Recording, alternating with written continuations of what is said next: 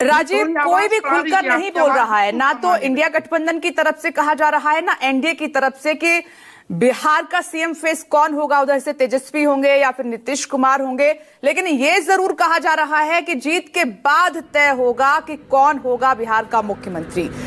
इसका बिहार चुनाव पर असर, और दूसरा इसके पीछे की क्या रणनीति हो सकती है कि कांग्रेस और बीजेपी खुलकर नहीं बोलना चाहते अभी।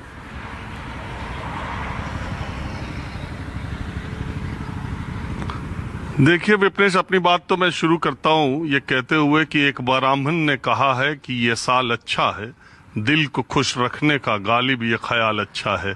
प्रशांत किशोर की जो रैली हुई उसको लेकर के बहुत उनकी पार्टी की तरफ से दावे किए गए। क्या था क्या नहीं था वो वहां के लोगों ने देखा है, और रैली के आधार पर फ्लॉप और हिट होने के हिसाब से बहुत ज्यादा चुनावी उसका अनुमान लगा लिया जाए ये भी है। लेकिन प्रशांत किशोर और उनकी पार्टी बिहार में एक ताकत बनने की दिशा में जो ये पहला शो करना चाहते थे वो उस तरीके का नहीं कर पाए। वो उनके जितनी देर रहे, जो भाषण दिया, जो बातें की, उससे पता चलता है। आमतौर पर रैलियों में जब भीड़ नहीं आती है तो जिस भी राजनीतिक दल की रैली होती है उसमें ये बात कही जाती है कि शासन प्रशासन ने लोगों को आने नहीं दिया, जाम लग गया, फंस गए, और ये बातें होती हैं।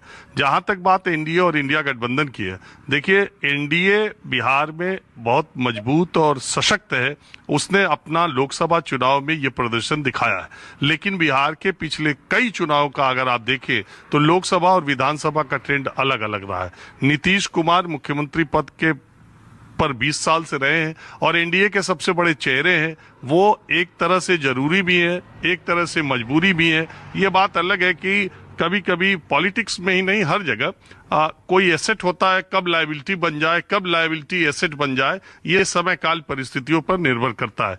जहां तक बीजेपी की बात है, बीजेपी ने पिछले चुनाव में जबरदस्त प्रदर्शन किया था। सबसे शानदार स्ट्राइक रेट अगर भारतीय जनता पार्टी का बिहार में देखा जाए 2020 के लोकसभा चुनाव में, जितनी सीटों पर लड़ी और जितनी सीटें उसे हासिल हुई, तो निश्चित तौर पर किसी भी पॉलिटिकल पार्टी को ये लगता है कि उसे आगे बढ़ना चाहिए और उसे ज्यादा सीटें लड़नी चाहिए। लेकिन कुल मिला के सीटों के बंटवारे और गठबंधन पर यह निर्भर करता है कि बीजेपी कितनी सीटों पर लड़ेगी, जेडीयू कितनी सीट। जो अभी तक फॉर्मूला रहा है उसमें जेडीयू तो कम होती जा रही है, बीजेपी की सीटों की संख्या भले ज्यादा ना होती हो, लेकिन जेडीयू की सीटें कम होती। उसका ऑब्वियस रीजन है कि उसमें एनडीए के जीतन राम मांझी है, चिराग पासवान और दूसरी पार्टियां जो है, तो उसमें एकोमोडेट करने में जेडीयू की सीटें जो पहले 2005 में 135 थी, अब वो 105 के आसपास आ जाती है। नीतीश कुमार को मुख्यमंत्री पद का उम्मीदवार घोषित नहीं किया जाएगा या उनके चेहरे पर नहीं लड़ा जाएगा, मुझे लगता नहीं कि बीजेपी ये बात कहेगी,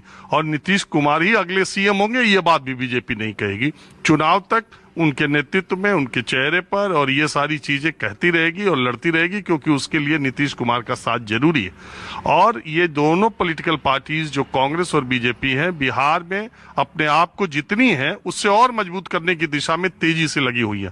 कांग्रेस पार्टी बार बार, आपने देखा कल भी ये मैंने बात कही थी कि उन्होंने अपने अधिवेशन में ये कहा कि लोकसभा चुनाव में स्ट्राइक रेट आरजेडी से हमारा बेहतर है, और सीटों के बंटवारे में हार्ड बार्गेन इस बार, क्योंकि लोकसभा चुनाव का जो प्रदर्शन है वो आरजेडी का अच्छा नहीं रहा है, तो सीटों के बंटवारे में कांग्रेस पार्टी निश्चित तौर पर हार्ड बार्गेनर होगी।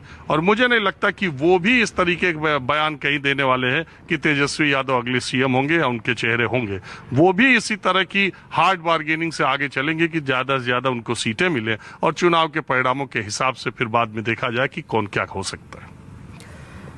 ठीक है राजीव, आप सोचते हैं कि हार्ड बार्गेनिंग की जाएगी, इसीलिए ये खुलकर बोल नहीं रही हैं पार्टियां। आपने रणनीति भी समझाई इनकी, क्यों नहीं नाम लिया जा रहा है अभी।